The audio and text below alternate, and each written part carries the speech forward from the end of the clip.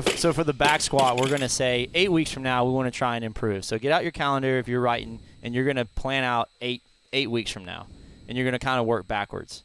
What does the endpoint look like, and then you work backwards, and then how do you figure out? How do you figure out in between? How do you figure out in between, and how to start? How many days do you squat? Do you squat 3 days a week, 4 days a week, 1 day a week? How heavy is it? Yeah, I think I know it depends in general, but I guess tell me how you would figure that out for a client. Some of my principles for, like I said, I'm using my thoughts in group classes because that's more general instead of the depends answer. Generally, I squat.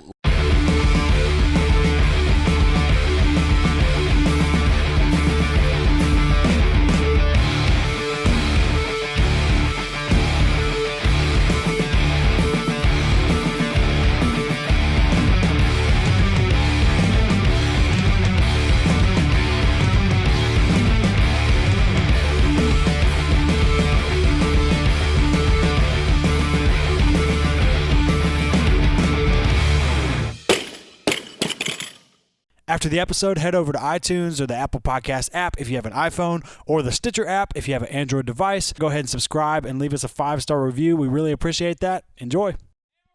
With common sense, they don't know what that means. Have what? Squeeze your back muscles, and they're like, How do I just have that? like, no. Oh my God, man! If you don't have common sense, man, just it's like when you tell have babies. It's like when you tell a toddler to like flex its biceps. It's like I don't know, man. I'm always like the point. I'm always the point now. If you ain't got no common sense, just don't have babies. Don't reproduce. A friend of ours got us a gift to take our dogs to like a dog trainer, and we took our dog Tank. He's like less than a year old, and we took him to the trainer, and they were showing us how to use one of those like shock a shock collar, and we were putting it on him. They're like, you test it on a level, and you just see if he reacts, and you add a little more, see if he reacts. And like he put it on us. It's like very subtle. It's very humane. There's like all these regulations and stuff. So all the haters at home, like, chill. Anyways, we put it on. They're adding the level, and then finally it kicks in, and he's nothing. All of a sudden he's like, he's like trying to lick at it and bite it.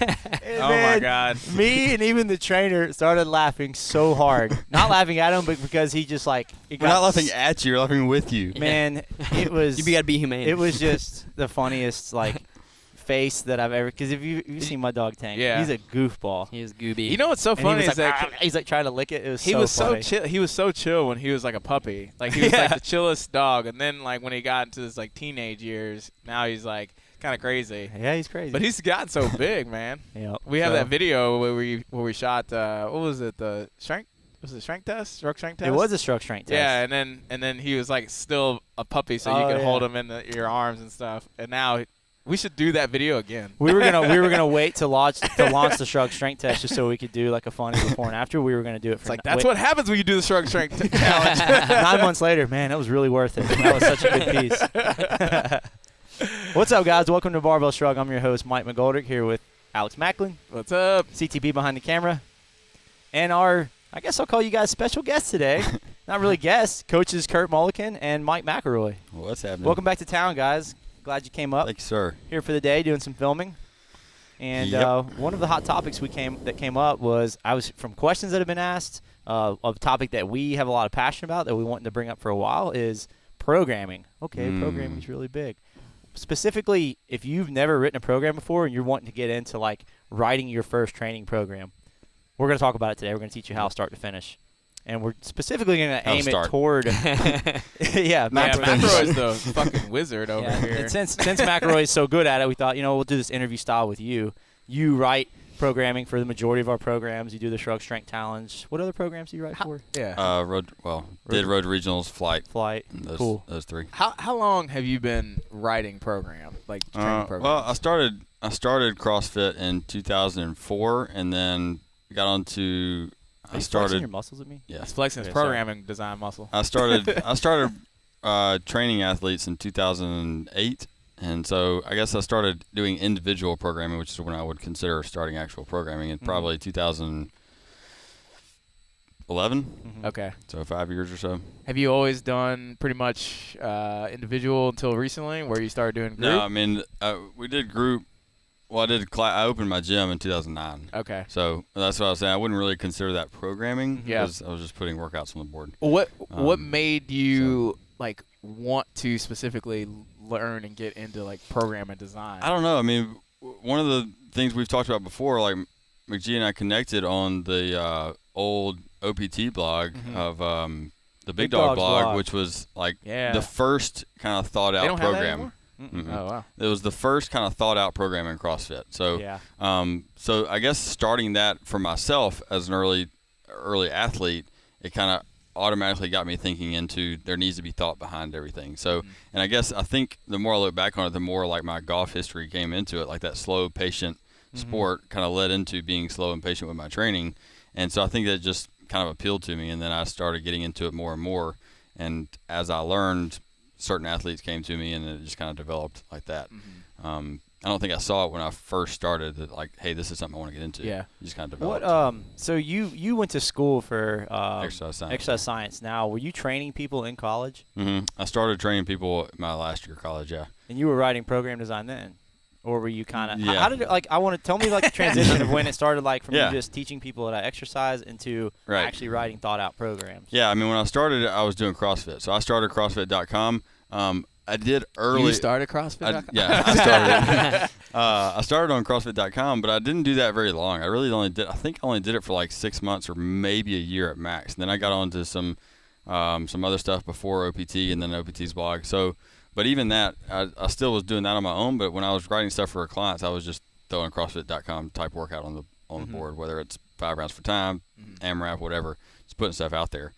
So I did that for probably a year or two, and then I started at least with kind of the original strength plus Metcon was called the black box method, which was Mike Rutherford. Yeah.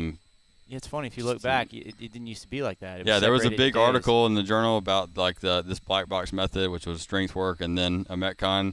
So I started kind of having that thought process like a year or two into having the gym, and then it's just progressively moved on from there, and just continuously learning on different things, whether it's, I mean, now it's getting into more kind of movement specific and recovery and health and things like that, whereas then it was just how can I get stronger and better. So what have been some of your biggest, I guess, mentors, or what are some sources that you learned and took a lot from? Yeah, I mean, James Fitzgerald at OPEX, I mean, he's obviously, I guess, the biggest influence as far as all the stuff that I do.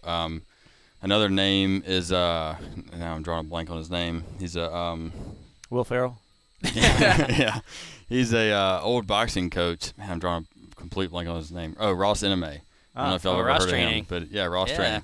So that was kind of the first program I got on after CrossFit.com, and Not it was to be confused with RossFit. it was basically organized CrossFit, but he had a boxing background, so he did a lot of body weight stuff. So, and obviously me being a smaller athlete, I kind of like that stuff anyway. So it was a really unique way of getting really strong with just body weight stuff, and kind of some different styles of training that I learned. And I actually trained with somebody at the time who we didn't have access to a gym, so we did everything in our garage. So it kind of worked out. We did a lot of training in that. So I learned a lot from him. But since then, it's just been different mentors throughout the CrossFit community and outside of that. You know, it's funny. You kind of see this transition for a couple of years. It was like if you came into CrossFit, you didn't know what training and program design was. Right. You came in thinking that exercise was just made up random workouts, and you did it. Yeah. And you didn't really know if there was thought behind it. Right. And then a lot of people kind of understood, like for me, the eye-opening part was like James Fitzgerald and OPT and following the Big Dog blog.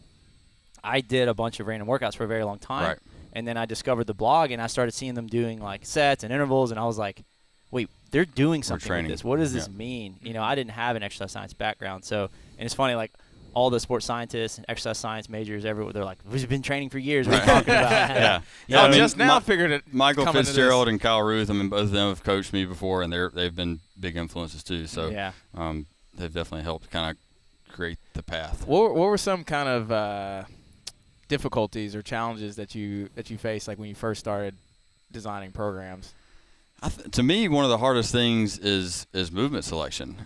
When you're learning the basics of program design, whether it's strength training principles or energy system principles, you have some kind of charts to go by, or some percentages to go by, or some kind of basic templates to go by. Yeah. But the hard thing. Where do those templates and things come from. It's either in the courses or, you have like Prilip and Chart or like Prilip and Chart is an old chart that's been used forever. It gives you kind of percentages for sets and reps and different things.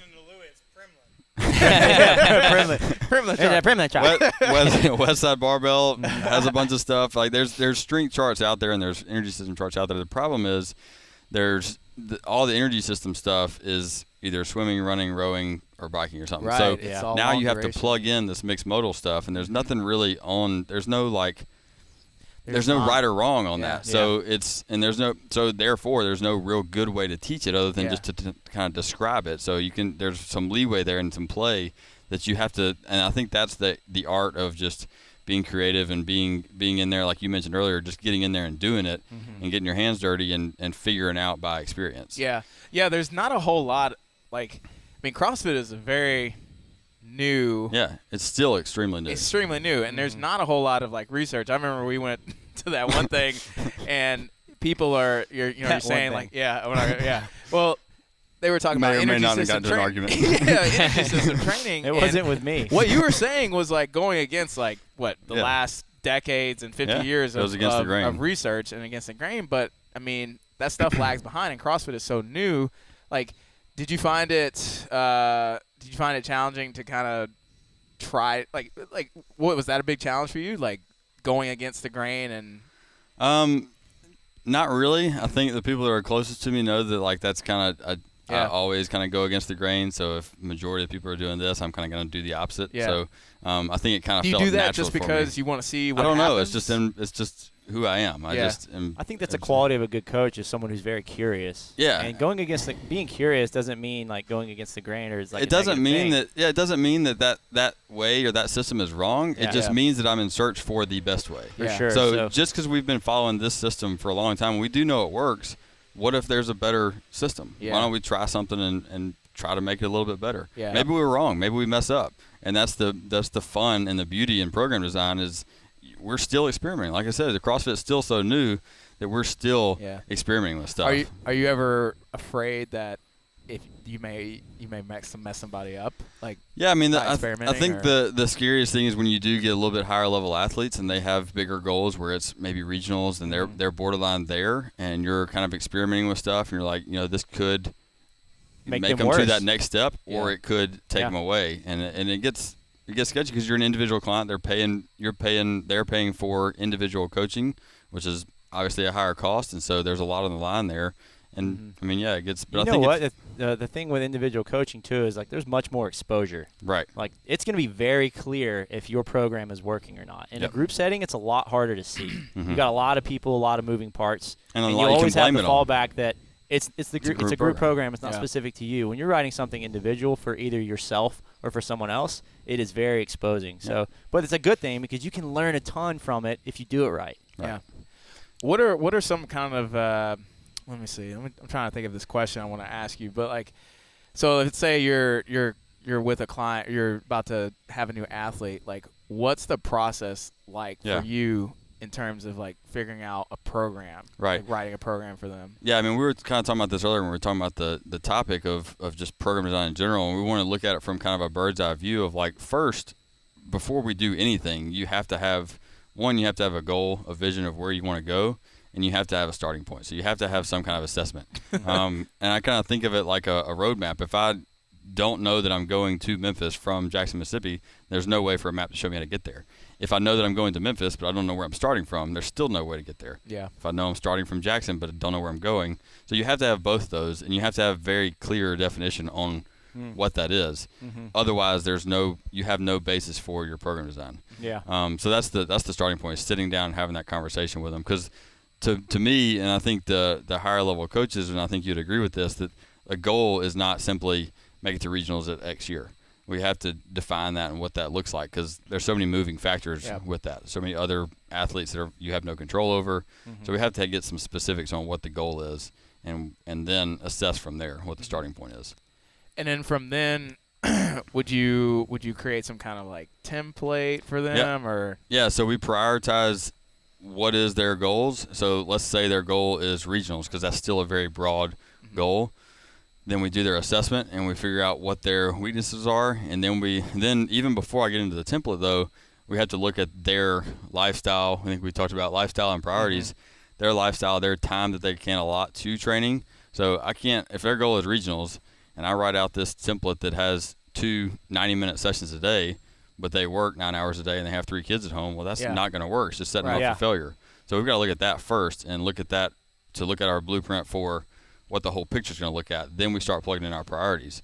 I mean, I've mentioned her before. I have a girl that's made regionals a couple of times and does grid, and she can only train 60 to 90 minutes a day. So I can't put every single piece into every single session that I want to. We have to really prioritize what's important and kind of build from there. And how do you prioritize? Like just based off that assessment. Based on the assessment and that goal. Yeah. That assessment, we can do some testing and figure out what their goal is, and based off that, we've got to figure out priorities. Now, I want to ask something kind of opposite to that. What do you do in the case that you want them to push? Where do you ever have a case where you have them change their lifestyle to fit more of a program that they need to get to their goal? Because there's 2 ways you can look at it, right? That's a good. Yeah. No, definitely. I think that's a conversation of how valuable is this goal for you. You know, if this is your goal, and I can use myself as a story for that, and I know you can do the same thing as a coach. Like when we've done, because I've been to regionals before and you've been to the games before, when that was our goal, that was our vision, especially now with as competitive it is. If that's your goal, like that has to be a very top priority. Meaning you have to make the time to get the nutrition you need. You have to make the time to get the sleep you need. If you're not willing to do that, I'm going to tell you up front, then it's not impossible, but it's going to be very difficult to get to that priority. I mean, I'll be honest. When I first started my first path on individual programming as a client, I was not. I mean, I was asked what my lifestyle is like and what my schedule is, but I was not given the luxury of saying like, okay, well, you only have 2 hours a day. I was given something that I had to change my lifestyle to fit, and because I was willing to do whatever it took, and I think you need to. That would be a question in the beginning too. Is what are you willing to give and what can change? Yeah. And I think we're getting maybe a little bit deep into like competitive athletes, but I think that goes back to what we've mentioned before of the wannabe athlete versus the actual athlete. And the athletes don't question that. I've have athletes in the past where I've told them, you need to be taking 2 ice baths a week. You need to be eating this and that, and they don't question it one bit. And that's the person who's going to be successful at that position. Do you when you make a program, do you provide like that kind of stuff in there? Do you prescribe that within your programs? Yeah, to the level that I see that necessary. That's a rare population that needs that amount of addressing. It's kind of like the example I give. Like people come to me and ask when paleo was real popular. People come to me and ask why we can't eat peanuts. I'm like, well, you're still drinking Coke, so let's address that first. Yeah. So just it's take always the peanuts out of the Coke. Right. Yeah. Another thing I want to ask you is, all right, so you've assessed their goals, and now you know where they want to go, and you have some priorities. So when you come to write the program, when we talk about templating, now what do we mean by templating? Like, to me, when I'm looking at an individual, that just gives me the overall structure or skeleton of what the week is going to look like. So I put a week or a month or how long? I do weeks at a time. Okay. I mean, I do a week for an extended period of time, 4 to 6 weeks. Right. Build the schedule of the week. Yeah, I build the schedule of the week. You know what the rest days are. This day is going to have some strength component. This day is going to have the certain energy system, and this is the rest days and things like that. So that's kind of the template that I'm going to go for the next 4 to 6 weeks or whatever I determine that to be.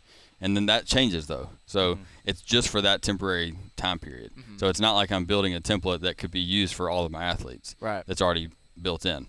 Every athlete is going to get its own different template, and everybody's going to be totally different. So you change pretty much based on feedback that you're getting on a weekly basis, you would say? Well, the overall template's not going to change each week until the end of that cycle. And at the end of that cycle, it'll change a little bit. Because you'll do what? You'll retest you'll test things at the end of the cycle. Yeah. So going back to what we'd mentioned a minute ago about does the lifestyle change or does the program change?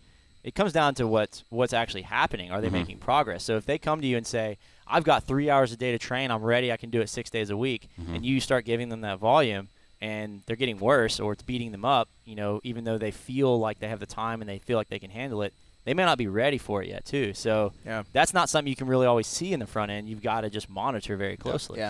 Yeah, I think just thinking about it, one of the most important pieces, and I think you mentioned it earlier, is just the communication between the coach and the athlete. And people have to trust that it takes time. And like I said earlier, we're still kind of experimenting. Like we know principles, we know basics, but we're still experimenting. So that needs to be kind of discussed on the front end, that like certain people adapt to certain different things. So this strength program that I give you may not work for him, and it may work terrible for him. So for the first month or so, or first month definitely, we may not get any gains because we may be on the wrong type program that you don't respond to. That's a good point, because some people respond better to higher volume, or some people respond better to lower volume. Like I don't use speed, like classic speed days, like West Side stuff for many people.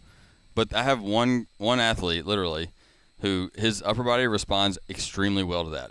I cannot get him stronger at pressing except for when he's doing that stuff. And how did you figure that out? Just trying stuff? Yeah, we were just trying stuff. We were probably 6-8 months in. He still hadn't made much progress on like handstand push-ups and stuff. And then we did a speed cycle and like it got better. Yeah. So if a lot of listeners, like I want to keep this more aimed at people that don't have a coach, that are trying to do this for themselves too. So what are ways that they can limit all that guesswork? Does it come down to the assessment? Like, is there better ways to build a really good assessment so you can kind of narrow down what strength programs might work better? Or maybe what's and that, and I want to add to that, but like what are some of the principles that are govern program design, but then things that we need to test and tweak if we need to? I'm trying to kind of hone that in a little bit. Yeah, that was a big question. Sorry. I'm trying to think like if somebody's just an individual person looking at their own program, like making sure some of the basics are there. If you can assess, then assess and do your classic testing: front squat, back squat, deadlift. Now we don't have to get into all the specific ratios, but generally speaking, you should know the deadlift should be higher than the back squat. The back squat should be higher than the front squat. If those things are really close, or if something seems really off, then you should make adjustments for that. So what you're saying in a little bit is kind of write down maybe all your lifts and look for glaring inconsistencies, or your reps on like strict gymnastics or something like that. You may not be a coach, and so you may not have all the numbers specifically, but hopefully you can write those out and maybe see something glaring. Now that doesn't mean, and this is where having a coach is important, because typically, and we've talked about this before, when we write it for ourselves, it's hard. It's very, very difficult, and that's why I've hired a coach so often when I'm just like, you know what, I still don't know, I can't do it for myself. I think it's harder when you know more as a coach, because you have so many more options to choose from. Back in the day, I probably would have had more fun and could have written a program for myself a lot faster, but now I have way too many things to consider. Yeah. And I can't tell you how many times I've written stuff on a board for myself, and halfway through I'm like erasing stuff. It's way too much. Yeah. Well, going back to I want to. So we're in assessment right now. So we kind of gave you an idea of like how to picture a goal, how to pick it, and I think the assessment needs to really be based on that goal. So would you agree that like you need to base your assessment, basically figuring out where your starting point is based on what the end point needs to be? Yeah. So we talk about the programming as individual, and there's no set template that I have for each individual athlete. You got to build it. But like you said, the assessment even has to be individual to that person. So if I have somebody coming to me for weightlifting, they're coming to train for a weightlifting meet, I don't need to test their 2K row to figure out what they're and say, well, your aerobic capacity is not where it needs to be, so that's not a priority. But and especially even I get some of that in their initial conversation. Let's say we have a bunch of different CrossFit athletes come to me, and I'm talking to somebody in their athlete. I ask them questions like, what are your limiters? What do you feel like what do you feel like your weakness is? And then I'll test kind of around that. So if they know they think their overhead is weak or whatever, and I'll test it, and it turns out it's really not. Something else may be their limiter. So we kind of test based off that. But the assessment should be individualized to their goals and their kind of background. In other words, like if your goal is fat loss, like is testing your unbroken strict muscle ups that important? Yeah. Or even your squat snatch. Or, I mean, keep it simple and think about what it is you want to be or where you want to get to, and then test yourself to see like how far you are from that. Yep. I got another question if we're not taking a break yet, but I was going to ask like, are we taking a break? All right, fine. When we come back, Alex will reveal his question.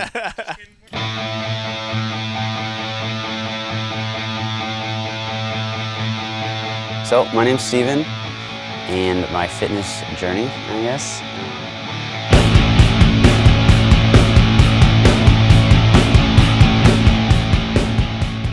Towards my senior year is when I discovered CrossFit. I did CrossFit for about 3 or 4 years, and at that point I was a little unhappy with where I was at. I was conditioned really well, but I wasn't strong. I wasn't kind of looking with the physique. I didn't look like I worked out. I just, I looked kind of scrawny. And so I kept doing CrossFit, kept trying to do other things. I was doing like random programs. I think I did like small off junior at one point, and I could only squat like 200 pounds, and I was like, I need to do small off junior. And I did all these weird free programs that you can find online, and basically spent a few years rummaging through all of the crap and all of the good stuff that's online, trying to figure out what is what. And during that time, I found Barbell Shrugged, I think through like one of the Rich Froning episodes. And it was pretty interesting. There was nothing like that at the time, so it would be something I would like watch on YouTube or listen to on my phone while I was driving. And during that time, I moved and I started doing powerlifting, and I thought powerlifting training was going to get me more of the physique I wanted and more of the strength I wanted. And I could kind of care less about my conditioning at that point. And so I did that for about a year and a half. And then it got to a point where I did get a lot stronger, but going up the stairs was, it was a chore. And I was really out of shape, and I was fat, but I was strong. So I wanted to find something in the middle. So I started Googling, asking everybody, like, how do I get strong and get conditioned at the same time? Like, what does that look like? What do I need to do? And there was really nothing on the internet that I could find. And so I started combining CrossFit programming with, like, CrossFit conditioning programming with powerlifting programming, and trying to mix it together. And I really just got tired more than anything. I wasn't getting faster. I wasn't really getting stronger at that point anymore. And all this time, I'm still listening to Barbell Shrugged. I'm still listening to all the guests they got on, and I'm asking around for, if I'm going to hire somebody. So up to this point, I wasn't paying for any programming. Everything was free, just what I could find online. And so I was like, well, if I want to be serious about, my fitness career, about my goals, maybe I should start, investing in it financially. And so I started looking at different programs that people were offering. None of them really had the goals I wanted, which was basically to be decently to well conditioned and to keep my strength and keep getting stronger. And there wasn't a whole lot out there for that.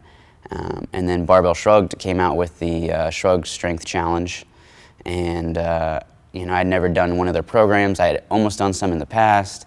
I wasn't sure what I was getting into, and it was, honestly, for me, it was an investment. It was a lot of money for me month to month.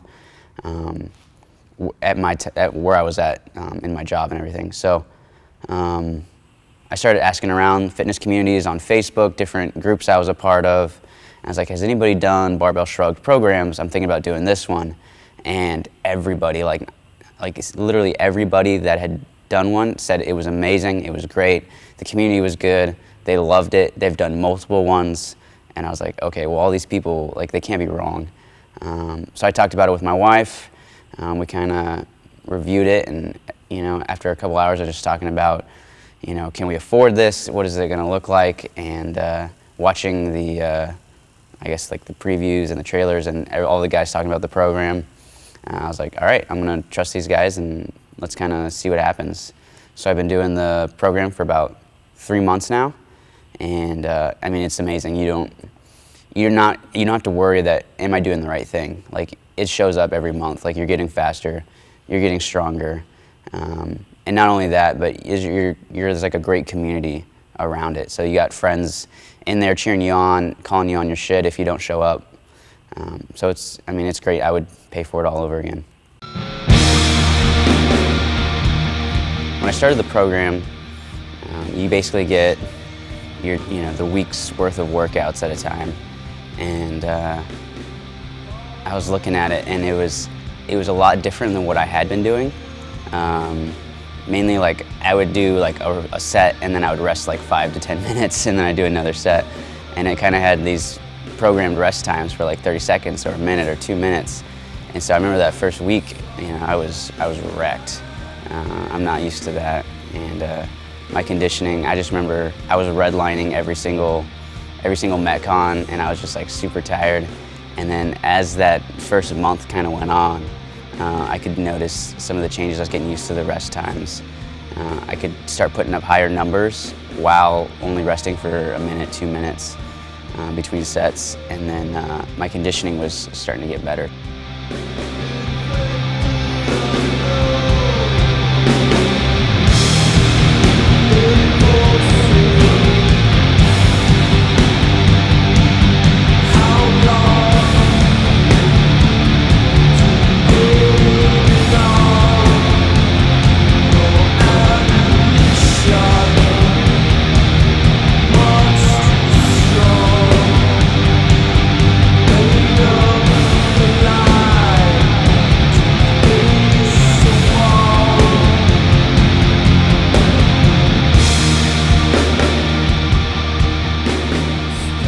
When I started the program, my Helen time was 10:50.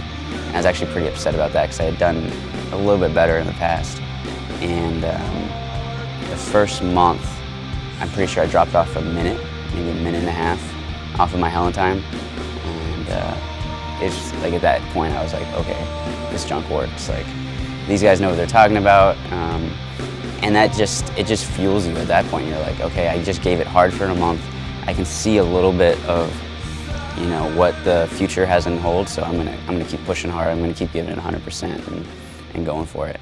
We did a lot of tempo work, which I'd never done before, and so it's really easy to just keep doing what you're good at, and like whether it's like deadlifting or squatting, like whatever you're naturally good at, it's really good to keep doing that.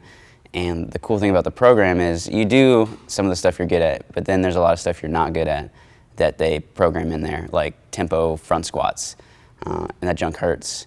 And but the cool thing is, you know, you have people there that are telling you how to do it. You got other people that don't know how to do it, and you might feel silly at first, but I mean, the whole community kind of rallies around you and helps you out. The coaches are there, and going back to the front squat, my front squat jumped up from 275 to 315 in 2 months. And so just doing some of these things that I never would have done by myself, I can see like huge benefit in allowing the coaches to just talk into my programming and into my life about what I should do and what I shouldn't do. On top of that, they help you outside of the gym. So there's like this nutrition side, which over the last year, 2 years, had been becoming more serious about. And so just seeing them providing resources and tools to help you keep your nutrition game on point. And not only that, but there's like daily habits or weekly habits that they release every mesocycle. What's up, guys? I'm McG here with Alex Macklin. Yo. CTP behind the camera. Yo. Today we're going to talk to you about pre-workout routines. Things that you need to succeed, they're doing it for you. They're giving you all the tools. You just have to wear the tool belt and go do the work.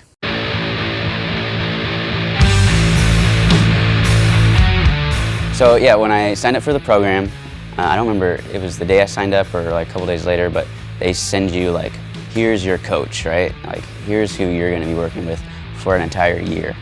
So I'd been watching the show for a while, so I knew it was gonna be, you know, one of the guys, but I was pretty excited when it was Mike. Just looking up to him, I know he'd gone, his fitness career is, you know, pretty legit, and so I was really excited. I was kind of giddy that, you know, Mike was gonna be my coach. You know, I sent him this long email. I was like, I'm gonna work my hardest, I'm gonna do my best, like I'm not gonna let you down, all this stuff. And I'm sure he was like, yeah, okay, everybody says that. But it's something I remember that I wrote that, and I know that he remembers that I wrote that. So every day I go in the gym, like, okay, I said I was gonna commit to this, so I'm not gonna skip the gym today. I'm gonna eat the food I need to eat, and I'm just gonna do my best. And it's really cool to submit your workout at the end of the day, after you gave it your all, and then for your coach to write back that next day and be like, hey man, you did really good, or let's improve on this. It's the feedback from somebody that knows what they're talking about, which is super crucial.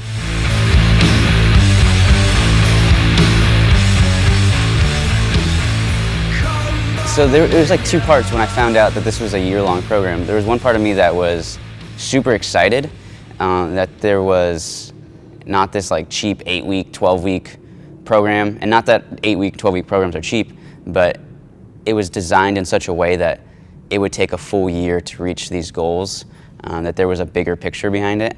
And then the other side of me, I was like super nervous, super scared, like that's a huge commitment.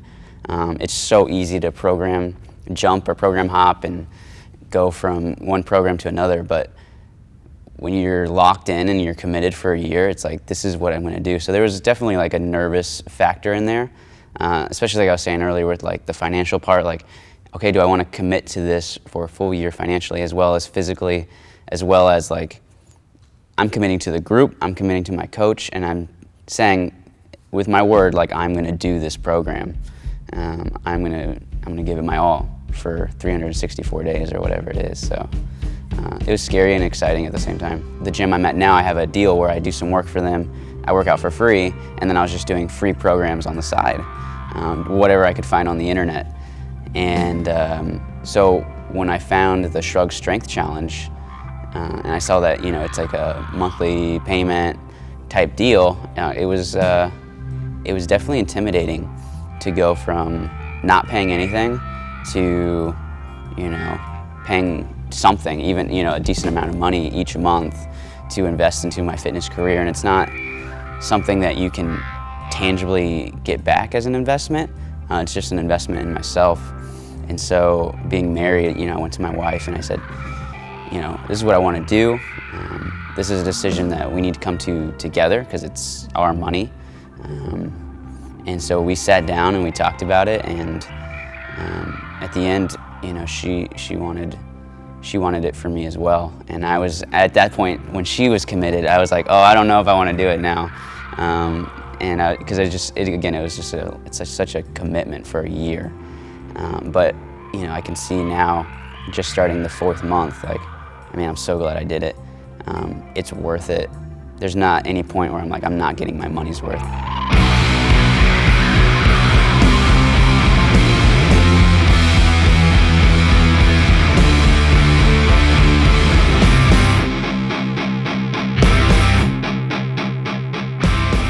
So I was at work and I got a Facebook notification from Kurt, and so I thought he was maybe like replying to one of my workouts or one of my videos or something.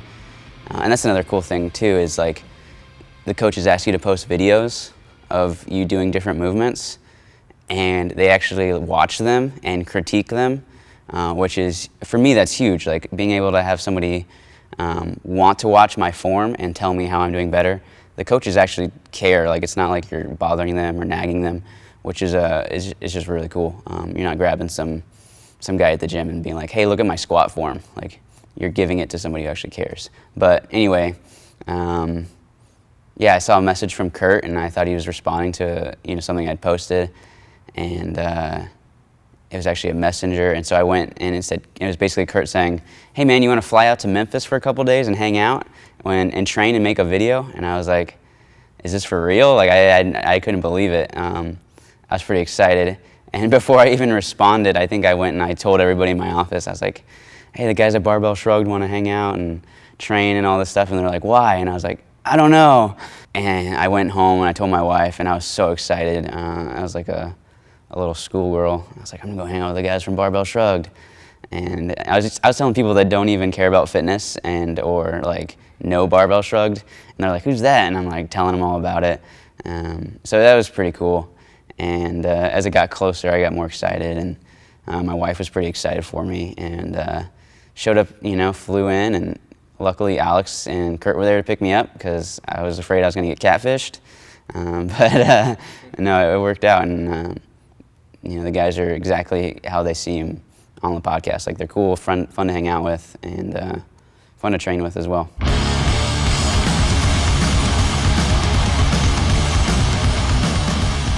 So Friday we came to Faction, and my coach Mike, he's like, hey, what do you want to work on? And so for me, one of my biggest weaknesses are my Olympic lifts. And so I was like, let's snatch, let's clean and jerk, and beat me up and tell me how to do it better. And so, you know, a little nerve-wracking at first, you know, snatching right in front of your coach, clean and jerking right in front of your coach, having never had a coach before.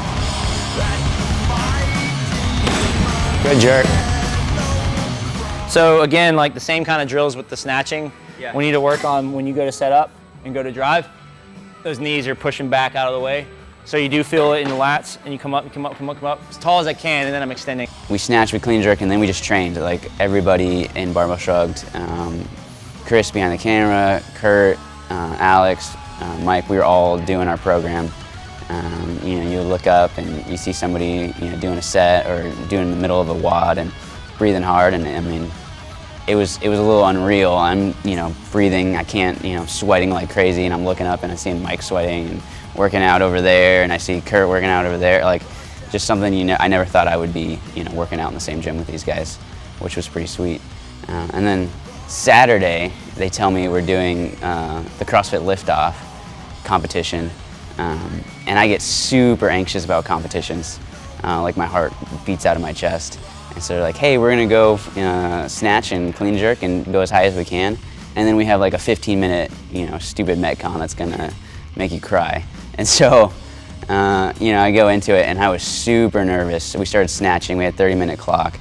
And I got eyes on me. I got like Barbell Shrugged eyes. I got like people I don't even know at the gym's eyes on me. And usually I'm snatching, by myself, nobody's watching. And so I was missing lifts like crazy for the first 10, 15 minutes. And finally, my coach Mike came in, he's like, just get out of your head, man, just have fun, lift. And, I just took a minute and I was like, all right, I'm just gonna lift this weight, I'm gonna have fun and not be stressed out. Like I'm hanging out in Memphis for the weekend with Barbell Shrugged. I'm not gonna get in my head and ruin this. I'm just gonna go out there and have fun. And as soon as I did that, the weights started flying up.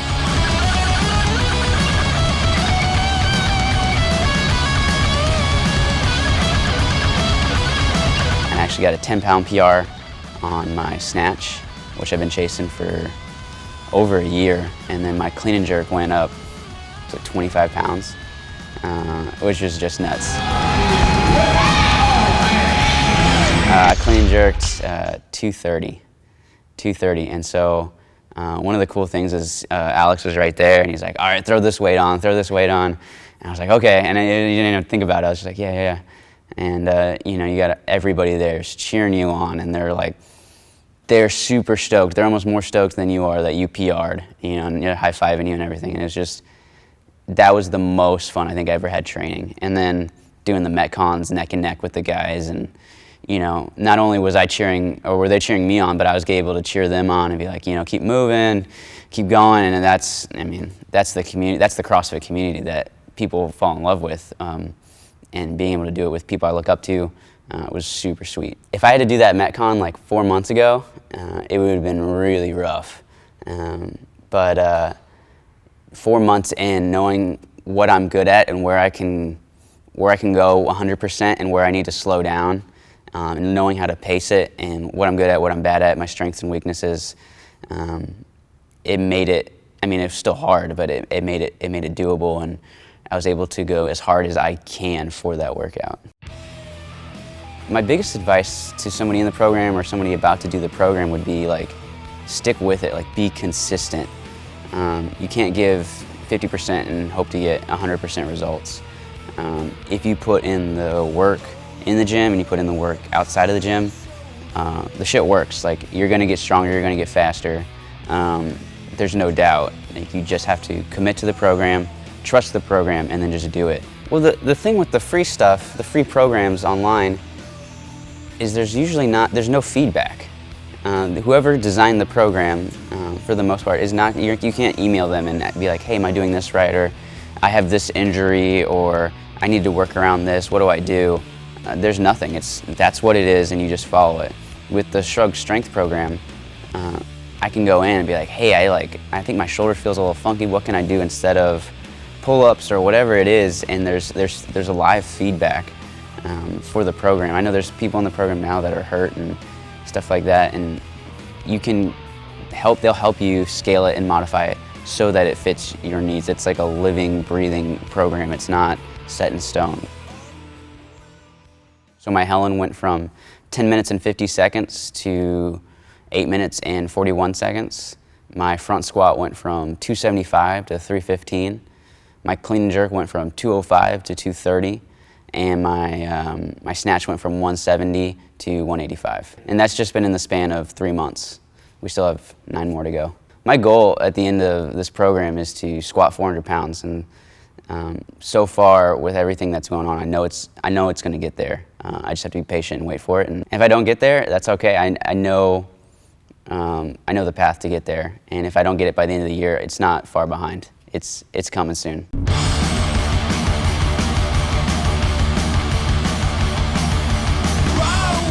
A couple of things I've learned from the program that apply to fitness and some that don't directly apply to fitness, but one is just the importance of a coach and the importance of a community to support you.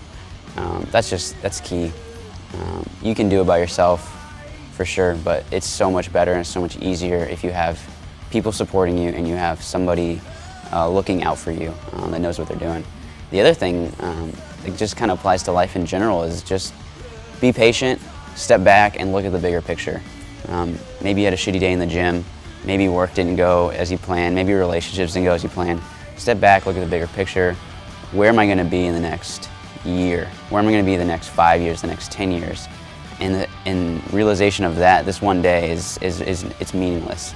And so the important thing is that you keep moving forward.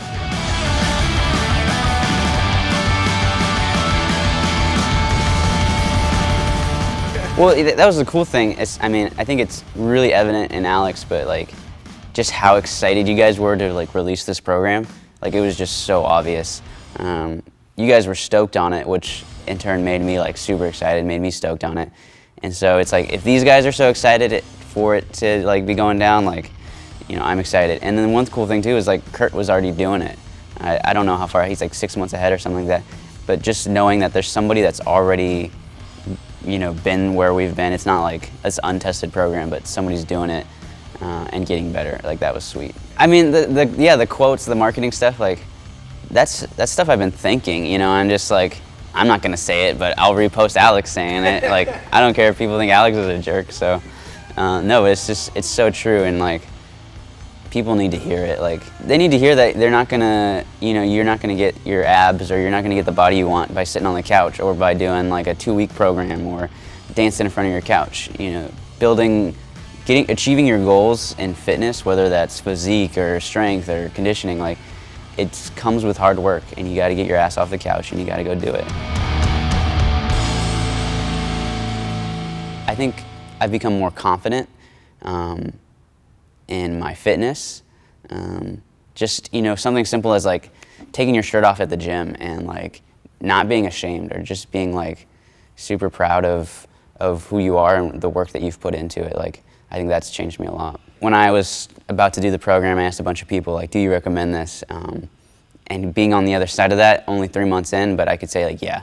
Definitely, if you're thinking about, you know, putting your fitness to the next level, maybe you haven't paid for a program, maybe you have. These guys know what they're talking about. The cool thing is they actually care about you as a person. They want to see you succeed. And so they're as committed as you are. So if you give it 100%, so will they. And so definitely, if you're on the fence, jump over. It's worth it. What I wanted to bring to your attention, and we can slow this down, is A, the purpose of the torso in the lift, B, kind of what to do with it. So this is obviously, you know, your lever, and you got to make the best use of it. I posted a snatch video, and Kurt like reviewed it, and actually like, hey Steven, this is what you're doing. He paused the video, and like I could see where my technique was falling apart and stuff like that, and that was like super cool. He had like posted a link, so I clicked it, and it was like, hey Steven, this is Kurt, you know, blah blah blah, and then it was like me snatching, and he started critiquing it, and I was like, one, I was super excited that I was critiquing it, but like, man, this dude I look up to is like taking time out of his day to like watch my 2-minute snatch video and telling me how I can get better. Like, I just felt valued after that. Like, I was like, man, like, he didn't have to do that, but he values me as a client and as a person to take time and, you know, help me out. Like, and that was cool. That was really cool.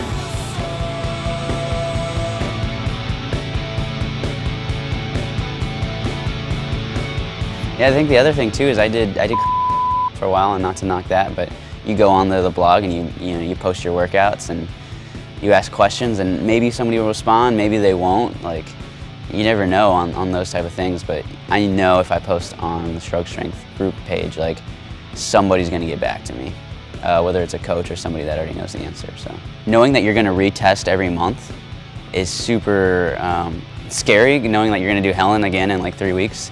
But it's cool too because you're like, man, if I miss today's workout, I wonder how that's going to affect, my Helen time in, 2 weeks or 1 week or whatever it is. And you can, at least for me, I can directly see how the programming is benefiting these goals.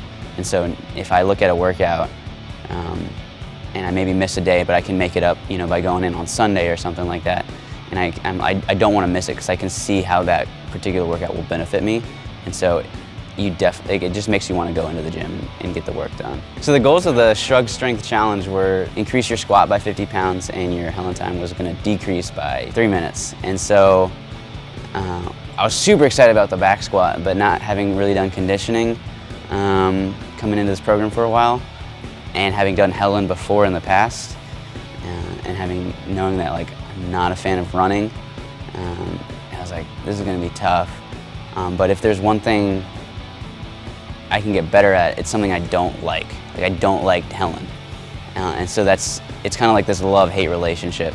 And so if I can get better at doing something I don't like, the stuff I do like I can't even, like the possibilities are endless. Remember that not every day is like a glory day. There's going to be mundane days, there's going to be boring days, there's going to be days when you miss PRs and things don't go as planned.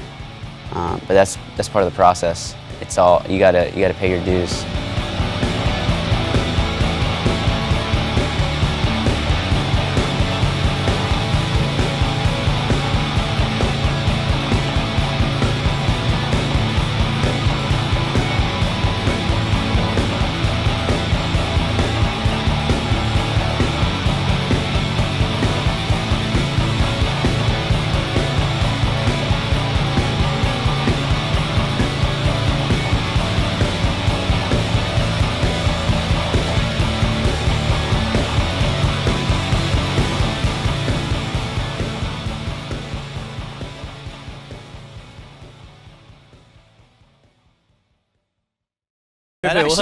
That is pretty freaking cool. I was like, holy shit. Oh my God. And we're back. Diethyl hydromethazone. Are you ready for your question? Yeah, I'm ready. Are you ready for his question? McElroy is not ready.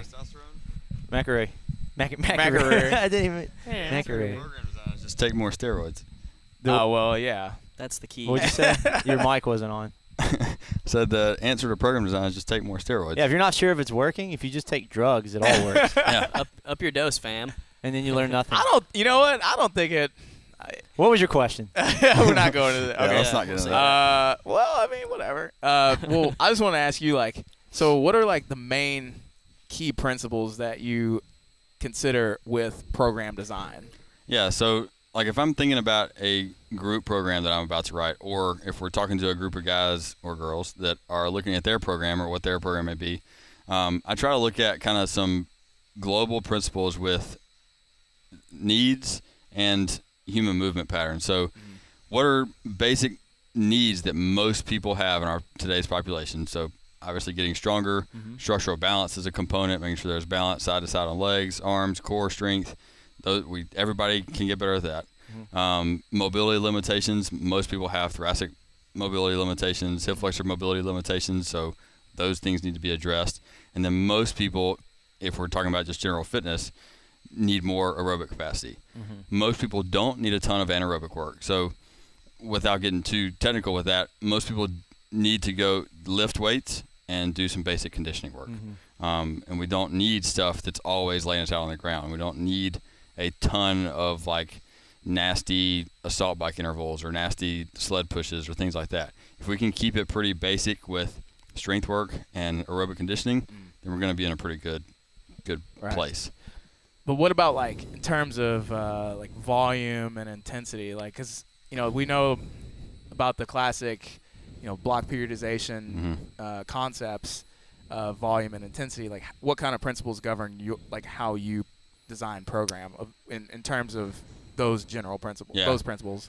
Well, like I said, when I'm looking at a group, I'm just thinking in my head with my gym's group class. So that kind of population. So people who don't have a big training history, people who have only been training for a year or so or less, and they, like I said, they basic needs. They need to get stronger and better condition. So generally speaking, they need to learn to move better. They need the movement patterns. They want their joints to feel healthy too. So typically I stick to kind of a hypertrophy type training cycle. So generally speaking, 8 to 10 reps, pretty controlled tempo with most of our strength work.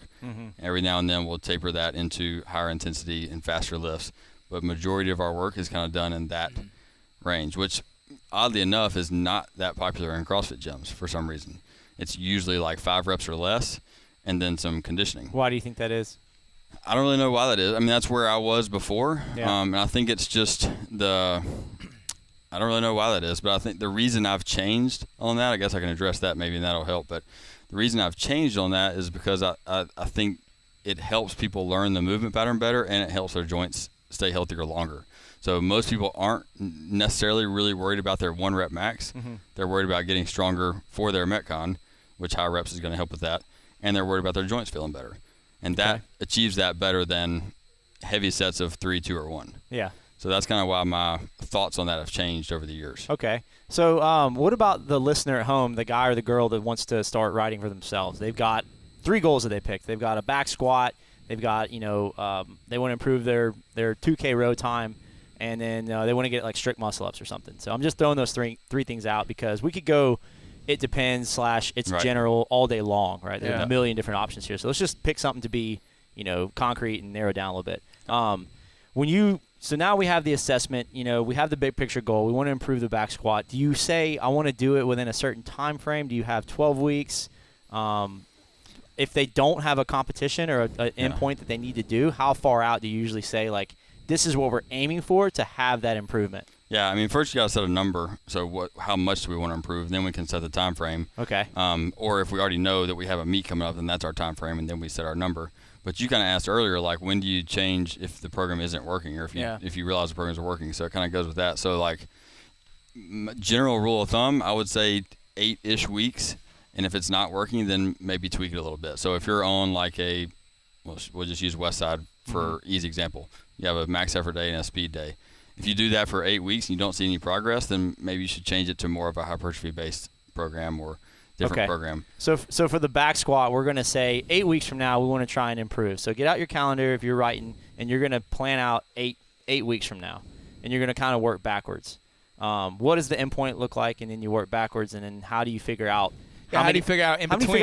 How do you figure out in between and how to start? How many days do you squat? Do you squat 3 days a week, 4 days a week, 1 day a week? How heavy is it?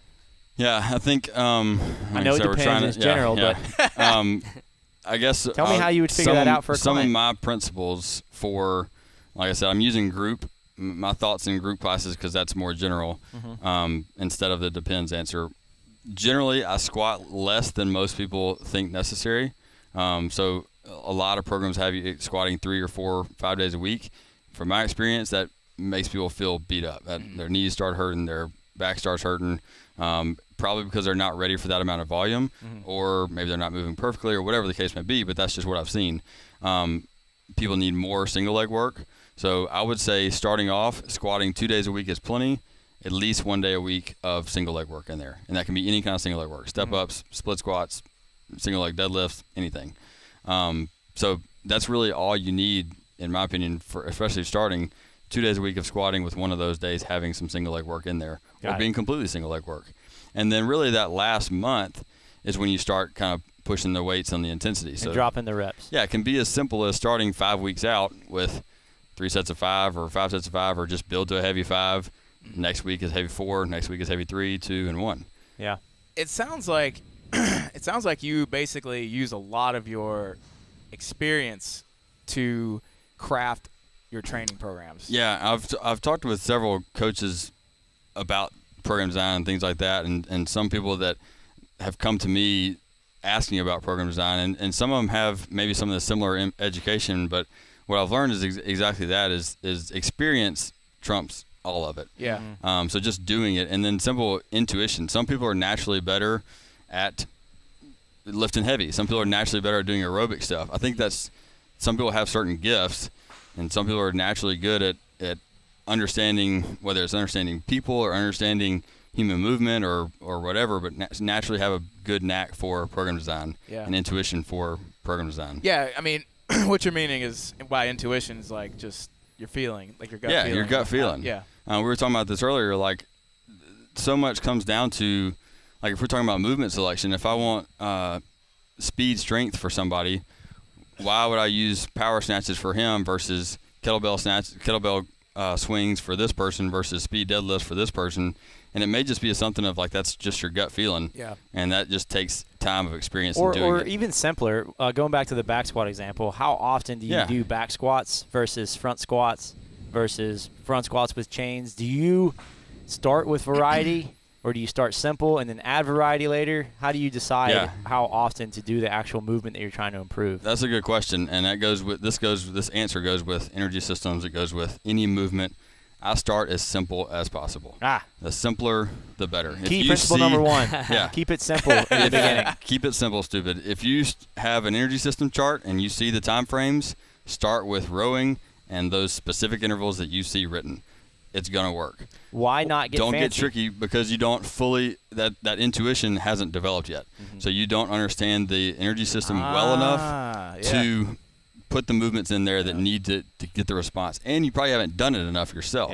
Was it That's where I think being an athlete helps with coaching too. I don't think I should stop just because I'm not making regionals anymore. I don't think I should stop training because I quit learning. I don't remember what it feels like. I can't remember who said it. I think it was Jim Windler. He was talking about his 531 program. And he's like, I just keep it simple because that's just what I know. Well, you know what? It's easier to monitor that way. Yeah. It's easier to know what's working, what isn't. If you have so much chaos, you don't know what is working and what isn't, and it's hard to make tweaks. It's like you a don't science know what experiment. to adjust. Yeah, it's like a science experiment. You're not controlling variables. Yeah, let's take a little rewind to before all of this for everybody, and I think we can kind of empathize. Yeah, we can empathize with the people that are just coming into this with a buddy, and they're like, "Hey, what do you want to do today?" And he's just like, "Let's just fuck each other up." And you do like the worst, hardest workout. You don't have any goals. So adding in like the assessment and the priorities is a huge revelation. That would have saved you a lot of time. Yeah. All right. I think that's why single leg works so well is because it's so simple. You can't mess it up. You're overloading your leg. I mean, you can mess it up, but you're overloading your legs. And people need it, and it gets them more balanced, and it works. How do you? Okay, so yes, that is that factor, but you also got to keep in the factor of like keeping it interesting and entertaining for them because they're arguably, I mean, for most people, unless they're training for something like competitively, they're going to have fun. They're going to have fun. Yeah. So community is a big part of it. So again, let's take it back to the group class in our CrossFit gym at home. So if I'm a new coach and I've got these energy system charts, but I don't want to just program back squats and rowing every day. So let's still take it as simple as possible within CrossFit. So instead of doing muscle ups and squat snatches for a 5 minutes on, 3 minutes off interval piece, let's just do burpees and kettlebell swings. It's still a lot simpler than the real complicated kind of sexy stuff, but you can still tweak it and make it fun. But it's not just rowing. Right, it's not just rowing. I'm curious, you keep on bringing up these energy system charts. Where do you find these things? I mean, you can look them up online. There's a bunch of different kinds. Yeah. Some of them are in the courses that I've taken. I heard Perlman charts. I know that. The energy system charts are a little bit harder to come by, and there's a few different variations of them. So what are some of the ones you can search them? I mean, probably the most common one is the zones. You got zone 1 through 5. Zone 5 being basically max effort. Zone 1 being basically conversation pace, and then everything in between there. And you use these how?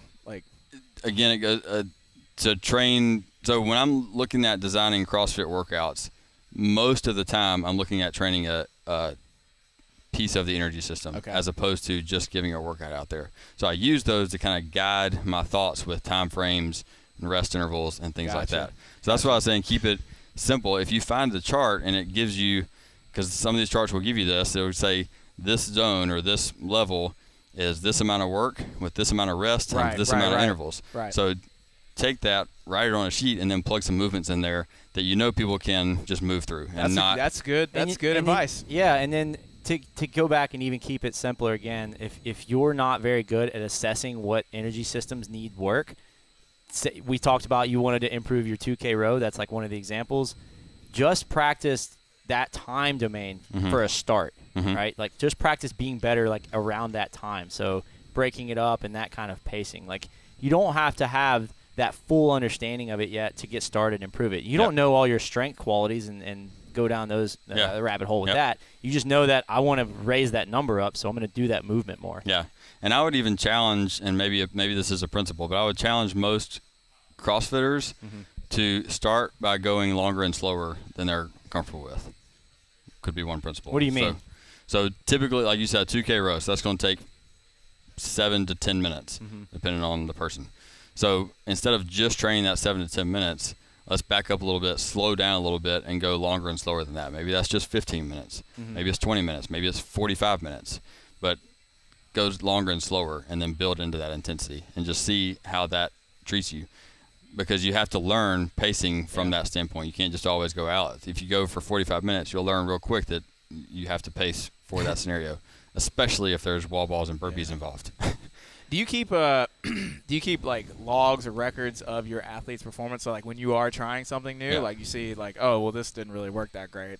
Yeah, I mean I'm not a as much as I do like organized program design and stuff. I'm like I said earlier, he had an Excel sheet pulled up and I get overwhelmed by that. You do this, don't you? Yeah, I have logs of everything. Yeah. Most of my stuff, unfortunately, is up here, which is not good for translating it, but. Yeah, it's more of that intuition type thing. But I chart it and I see people when they make progress but I don't have it broken down into a separate spreadsheet like he probably does. Yeah.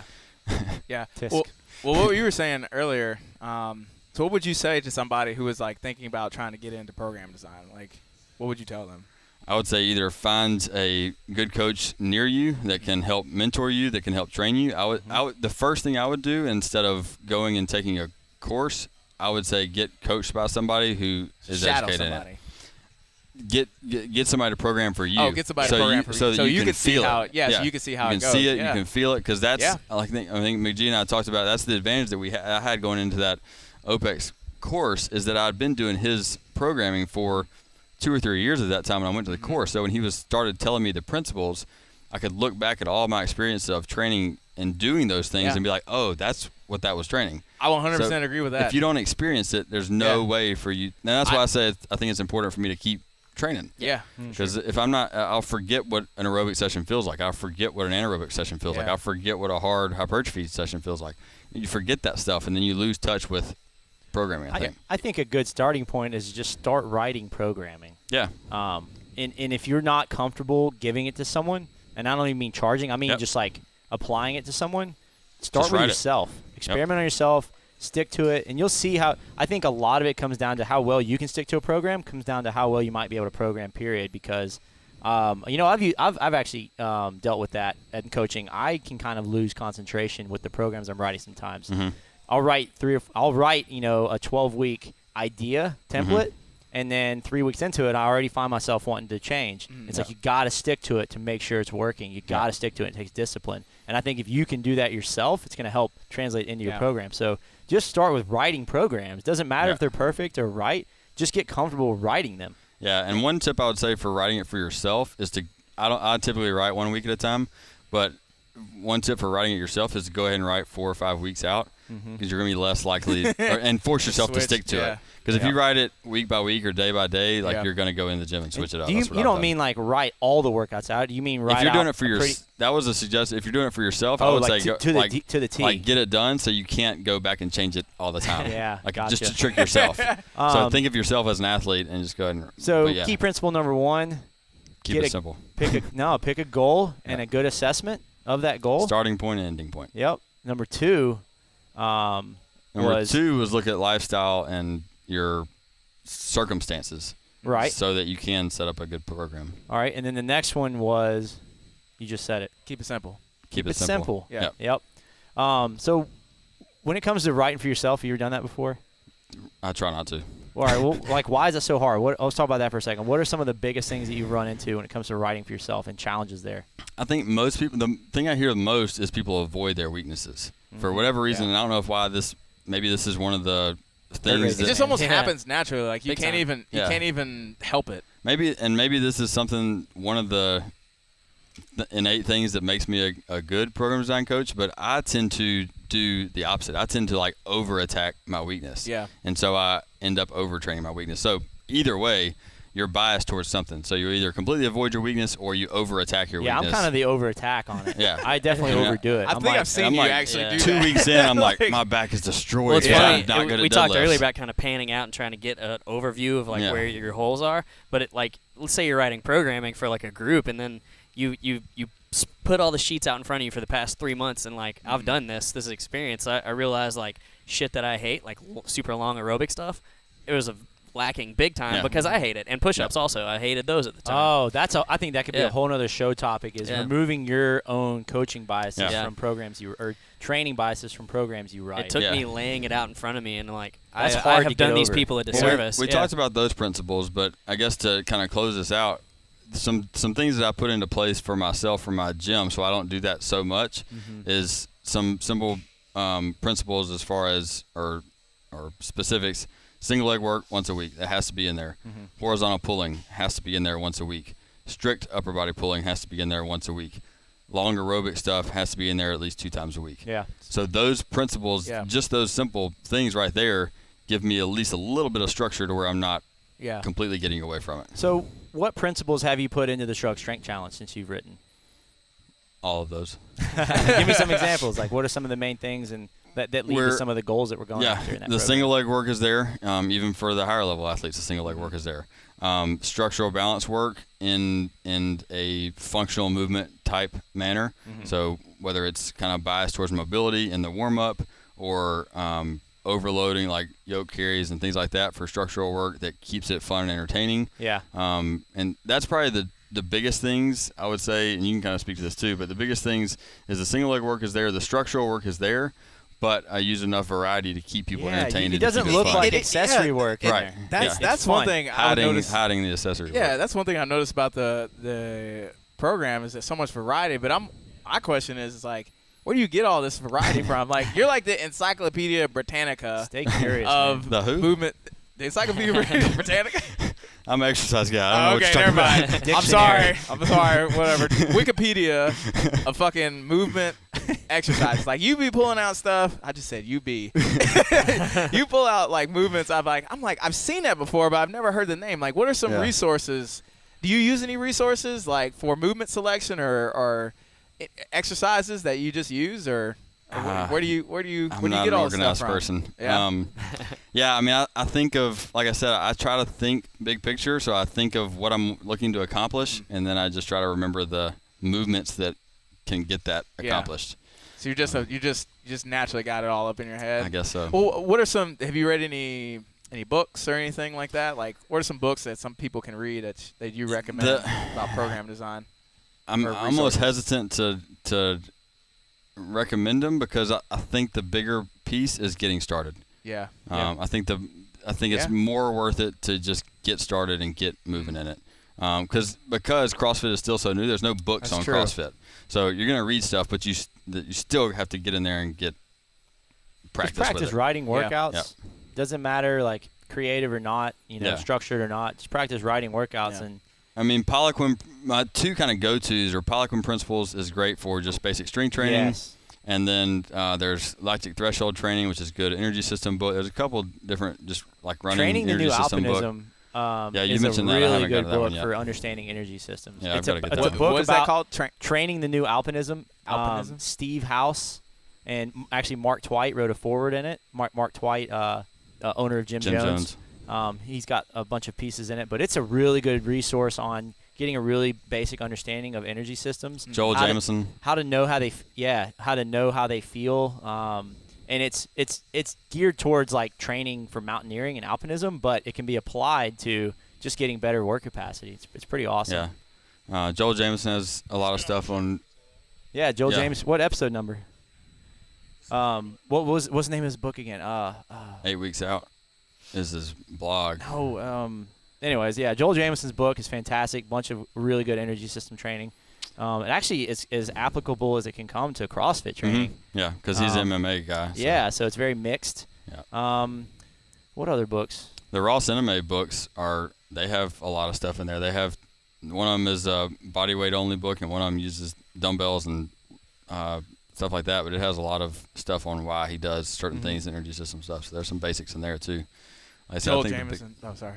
Go ahead. Joel Jameson was episode 120. Episode 120. Yeah. That was a while ago. That was May 28th, 2014. Yeah. All right. So yeah, because CrossFit is so new, you're just like, man, just go get your hands dirty and just go do it. Yeah. Start doing it and get somebody to do it for you.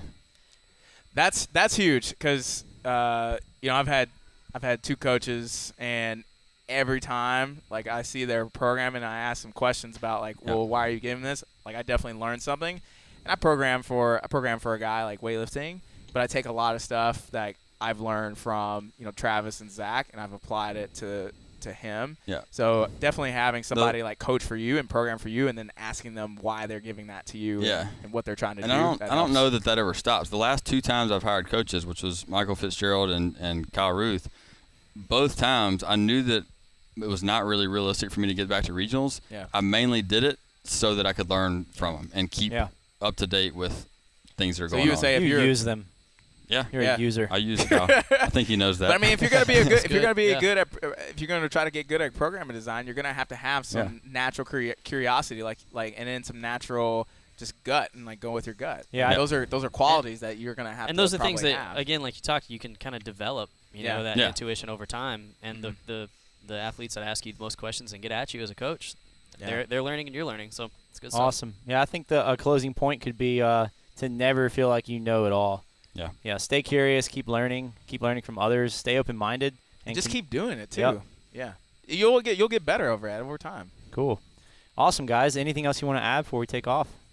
I send out some program design stuff from my website, ironsharpcoaching.com. If you want to just send out emails on program design stuff. I have a mastermind group right now that's already rolling. I don't know that I'm going to launch that again. But just sign up for the emails, and I do send out information you're like on teaching people how to do program design? Teaching the principles. Yeah, you did one on exercise selection as well recently, right? Yeah, that's kind of included in the mastermind one. Cool. Good stuff. And if you want to check out the program that we mentioned that he is the program designer for, Shrug Strength Challenge, you can go to shrugstrengthchallenge.com.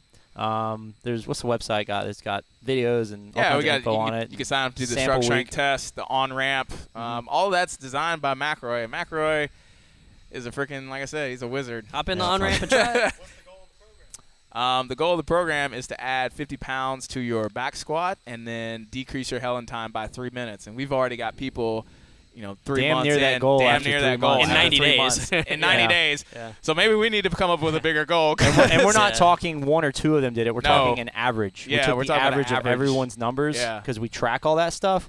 And we're seeing those improvements. It's been fantastic. And that's a direct result from, you heard him on the show, like McElroy, this is what he does. This is his thing, and he's got principles. He's got principles, and he's been learning and applying and doing. So I may not be good at entertaining, but I'm good at programming. No, man, you're the man with program design. McElroy, what have you learned from the Shrug Strength Challenge so far? Yeah, that's a good question. The biggest thing I've taken away from that is how, even more so, and this is probably where one of the biggest things that have changed in my view on program design in the last year or so, and this kind of embedded that even more, is how much more people need to focus on movement and movement quality and staying healthy. Yeah. All that focus on that has made their numbers go up and made their progress go up and made them enjoy the program that much more. And it just encourages that needs to be a priority in everybody's program. If you take 1 month, at least take 1 month to work on it, it could make the next 10, 11, 12 months that much better. But if you just never put the time into it, you're not going to fix. You're not going to fix it, and you're not going to see that result. It doesn't just magically happen. Yep. Cool. So one more thing, too. Make sure you head over to barbellbuddha.com. The book was just released, the collective writings of Chris Moore. Is that the right website? Barbellbuddha.com. Yep. Get the book. It's not pre-order anymore. It's on sale now. It's all 3 of his writings put into one book. It's pretty sweet. I don't have a copy of it here right now. We have one earlier, but make sure you go check it out. Yeah. Anything else? I don't know who he is if they don't know. And if you don't know who Chris Moore was, Chris was a host on the show, a huge mentor of ours, member of Barbell Shrugged for several years, and very dear friend of ours. He passed away in June earlier this year, and this book was created as a collaboration of his other books that he'd written to support his family. So make sure you go check it out. It's awesome stuff. Thanks, guys. Sweet. Sweet.